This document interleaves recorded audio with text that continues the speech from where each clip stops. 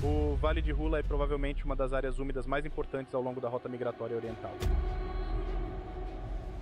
Imagine ser encarregado de salvar um vale morrendo. A terra está rachada, sem vida, fumegante. Você provavelmente pensaria: canais, represas, sistemas de irrigação. Mas em Israel fizeram algo inesperado. Soltaram um animal que pode pesar tanto quanto um carro pequeno. Animais que à primeira vista pareciam inúteis, transformaram completamente a paisagem. Anos depois, as pegadas lamacentas que deixaram para trás viraram rios, trilhas para sementes, anfíbios, pássaros e um ecossistema em pleno renascimento. O Vale do Hula recebe milhões de pássaros e milhares de visitantes todos os anos. Quem eram eles? Búfalos d'água. E foi assim que eles mudaram tudo.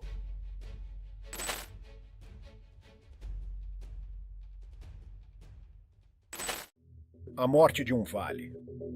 Começamos no Vale de Hula, em Israel, uma terra hoje exuberante, mas que já foi ainda mais verde. Situado entre as colinas de Golã e a Alta Galileia, Hula era um lago raso e uma área de pântano alimentada pelo Rio Jordão. Esse ecossistema era essencial. Peixes prosperavam em suas águas, garças e pelicanos vinham em bandos, e mais de 1 bilhão de aves migratórias paravam ali todos os anos entre a Europa e a África. Mas, na década de 1950, Israel, recém-formado e com fome de terras agrícolas, enxergou Hula como espaço desperdiçado e um criadouro de malária. Então, em 1951, eles drenaram tudo. Foram escavados mais de 100 quilômetros de canais. O Jordão foi desviado e o lago desapareceu. Por um tempo funcionou. Os mosquitos sumiram, a malária diminuiu e surgiram terras cultiváveis. Mas o sucesso durou pouco. O solo secou, rachou e chegou até a pegar fogo no subsolo. O lençol freático despencou. As plantas deixaram de crescer. Os pássaros desapareceram. E junto com eles, os sapos, os peixes e todas as espécies ligadas às zonas úmidas.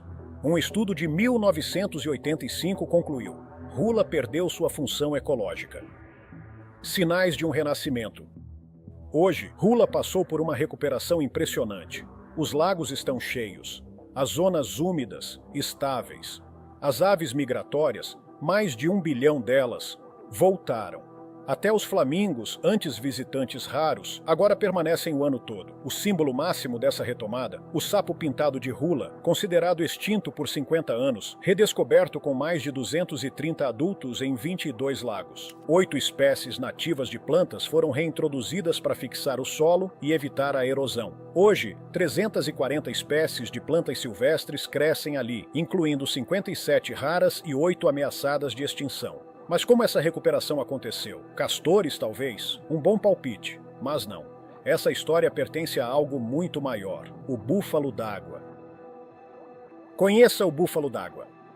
Búfalos d'água não são nativos de Israel. 90% vive na Ásia, na Índia, China, Bangladesh, Vietnã e Tailândia, onde são usados para arar campos ou se refestelar na lama. Mas em Hula, eles se tornaram algo totalmente diferente. Essas criaturas imensas, que podem pesar até 1.179 quilos, se movem como tratores naturais. Com cascos parecidos com raquetes de neve, deslizam sobre a lama sem afundar. Seus hábitos de pastagem favorecem plantas aquáticas, justamente os juncos de crescimento rápido que antes sufocavam os canais de Hula. Estudos mostraram que um único búfalo pode consumir mais de 24 quilos de matéria vegetal por dia, um feito imbatível em ambientes lamacentos. Um relatório de 2019 afirmava: nenhum grande herbívoro consegue lidar com biomassa de junco como o búfalo d'água. Vacas, cabras e ovelhas simplesmente ficam atoladas.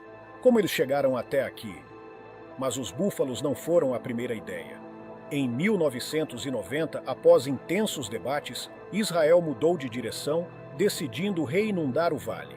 Diques foram construídos, canais bloqueados e a água voltou pouco a pouco. Novos sistemas, como o Lago Agamon, ajudaram a controlar os níveis. À medida que as zonas úmidas reapareciam, o oxigênio diminuía, a atividade microbiana desacelerava e o solo de turfa começava a se regenerar.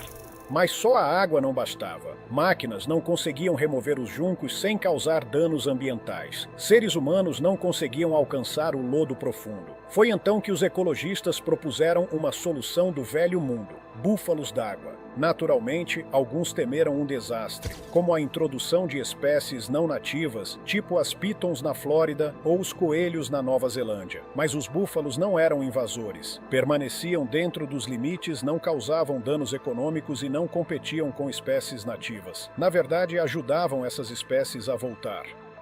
Os primeiros rebanhos.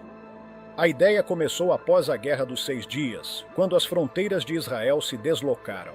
No recém-acessível Vale de Beterra, cientistas encontraram um rebanho semi-selvagem de búfalos d'água, prosperando em condições pantanosas. Especialistas sugeriram transferir alguns deles para Hula, como forma de controlar o excesso de junco. Não houve grande inauguração, apenas um experimento silencioso, transportar alguns búfalos e deixá-los à vontade. E os resultados? Imediatos. À medida que os búfalos pastavam, as densas paredes de junco se abriam, canais de água se formavam ao longo de suas trilhas. A luz do sol voltava a penetrar. Algas e vida aquática disparavam. Depois vieram os peixes e, em seguida, as aves, garças, patos, martins pescadores.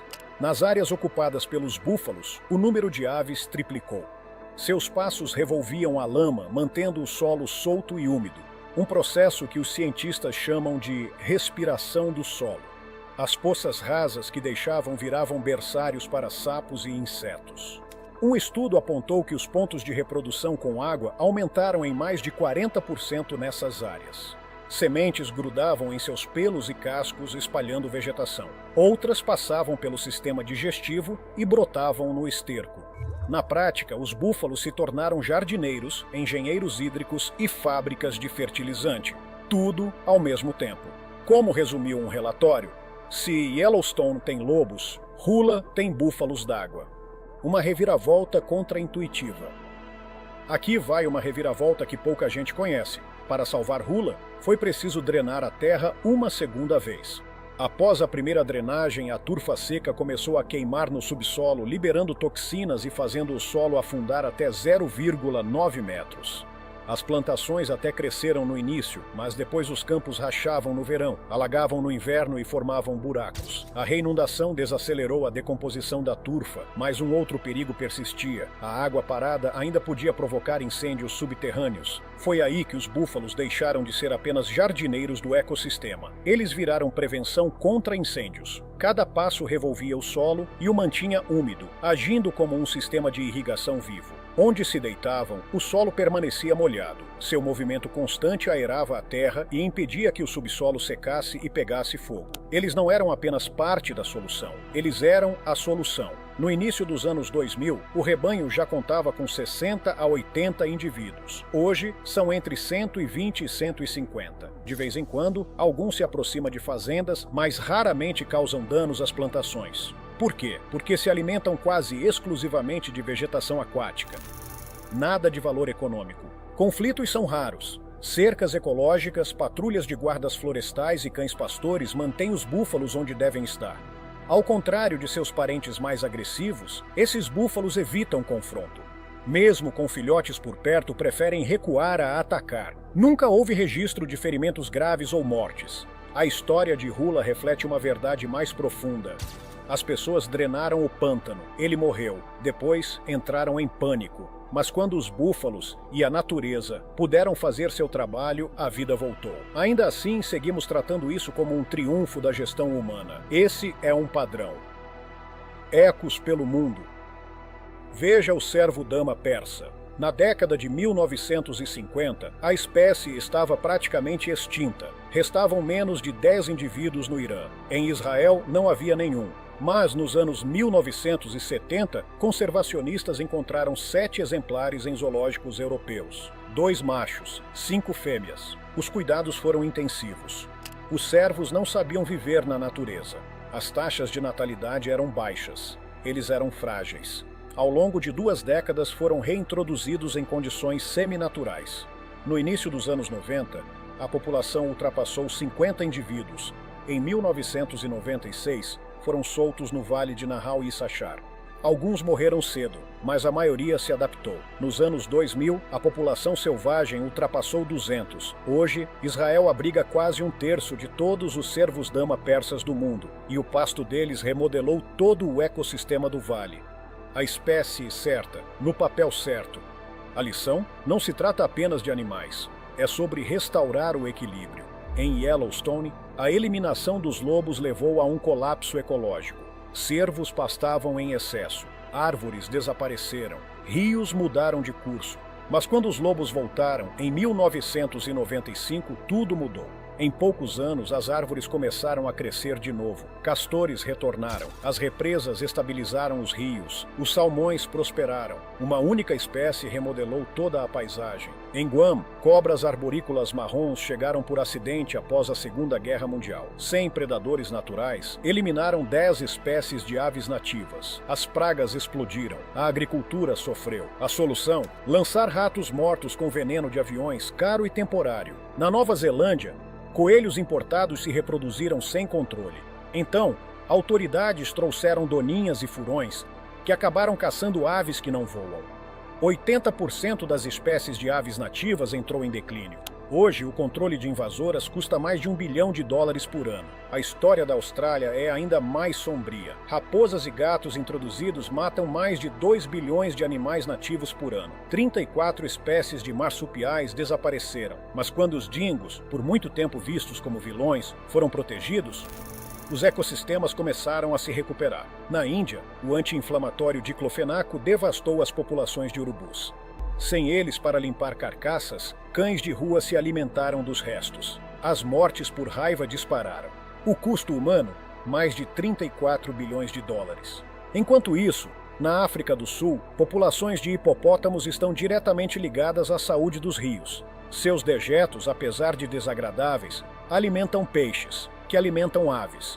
À medida que os hipopótamos voltaram, os ecossistemas se regeneraram, e no Canadá, castores quase extintos deram a volta por cima. Suas represas retêm água durante secas, reduzem danos causados por incêndios e estabilizam áreas alagadas. Em 2021, regiões com castores sofreram 3 vezes menos destruição por fogo do que áreas sem eles. Cada uma dessas histórias aponta para a mesma ideia. Quando os humanos tentam controlar a natureza, os problemas se multiplicam. Rios mudam de curso, espécies somem, incêndios se espalham, doenças voltam. Mas quando a espécie certa retorna, a natureza se reinicia sozinha, em silêncio, com eficiência, sem planos de bilhões de dólares. Então fica a pergunta: quantas lições ainda vamos precisar antes de aceitar que não podemos substituir a natureza, só restaurá-la?